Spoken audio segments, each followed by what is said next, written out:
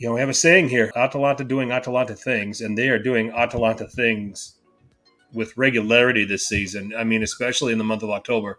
It's like the mojo's back. They move on from guys. Okay, yeah, we move on from Tin Cup Miners. Big deal. We got this guy named Lookman. We've got Retegui. And it was kind of funny because if we go back to our preseason, Richard, what did we say? We said, I think that Atalanta's transfer mercato was just kind of reactionary, I think was the description we gave, because what happened?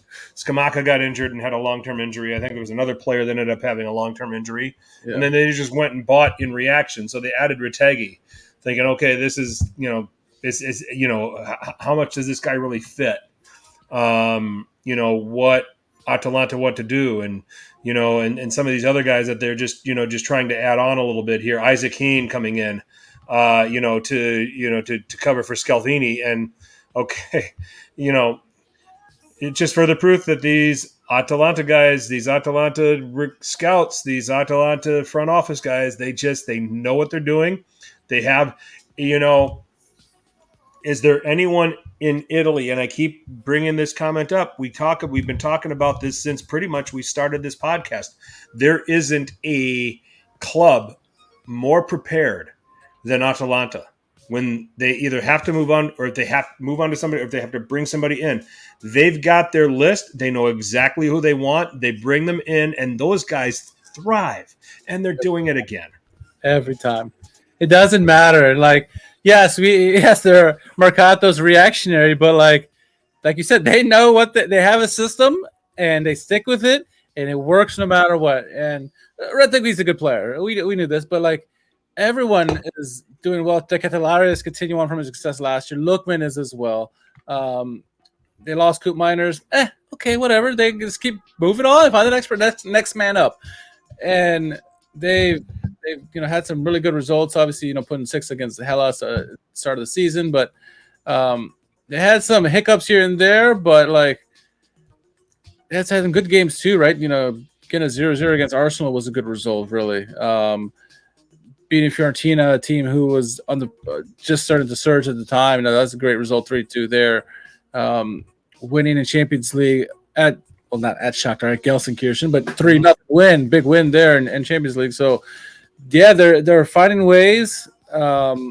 Gasperini keeps tweaking the system. I think what they're doing so far, it is still early, 9 games in, but like what held them back last year was too much tweaking, constant rotation, never the same lineup, and like the performances showed it. Like one game really good, next game really bad. It was inconsistent, and this year's a little bit more consistent because they're finding a little bit more of the same players starting. They're just changing players a little bit here and there as needed with the extra game loads and during the English weeks. So yeah, Atalanta's system is just like what you want. It's what Udinese's system used to be like. It was, their scouting system is ridiculous. They have their list, like you say. They don't deviate, no matter what, how shiny the cookies are out there, how much money you give them from Champions League. We're gonna do what we're gonna do. That's what we're good at. Our bread and butter. We're gonna stick to it. You gotta respect that, because a lot of teams will fold when they see that money coming in from Champions League and say, "Oh well, let's buy the big time players." They're like, "No, we're gonna be calculated about this." Yeah, them. I mean, they're so regimented. I mean, to the point where calling their mercato reactionary is probably a compliment to them. And Jim of us for saying it.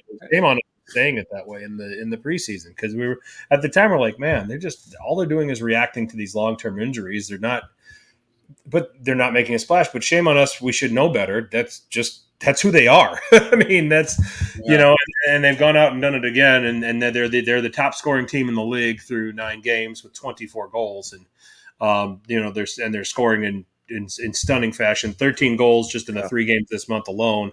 So, next team, I'm still marveling at how